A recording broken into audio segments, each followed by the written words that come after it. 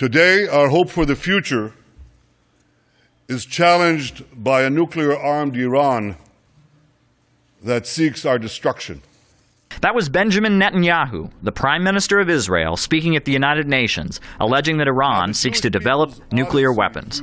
But the Iranian mission to the United Nations was quick to respond. Mr. Hodadad Saifi, the Iranian consular, read a statement before the General Assembly. All Iranian nuclear activities are and have always been exclusively for peaceful purposes. Iran continues to fully cooperate with the IAEA, and all its nuclear activities are carried out under surveillance cameras of the agency and its resident inspectors who regularly visit all nuclear sites and measure and seal enriched uranium containers. Some of Iran's cooperation with the agency have been beyond its legal obligations. They are carried out to build more trust and confidence. The Iranian representative went on to explain why Netanyahu's allegations were false and why Iran will never develop nuclear weapons. As it has been stated time and again by the Iranian officials at all levels, in addition to our international obligations, the Islamic teachings also oblige us not to pursue nuclear weapon program. Likewise, from security point of view, we believe that these inhuman weapons did not and would never bring security.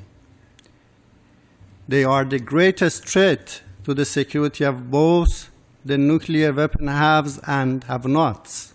Outside the United Nations, Netanyahu was greeted by protesters. A 60-foot-tall banner was unfurled from a crane by a group of Jews who oppose the State of Israel. The banner highlighted that the Israeli government is currently forcing anti-Zionist Jews to serve in the Israeli army against their will.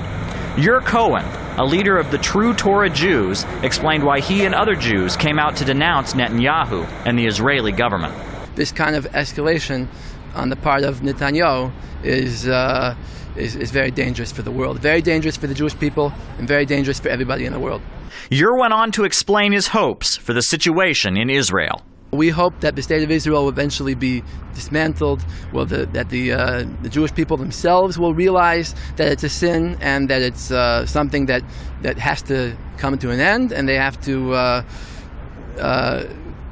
give up their statehood, and instead there should be a free state that's not a Jewish state particularly, and it allows rights for all citizens.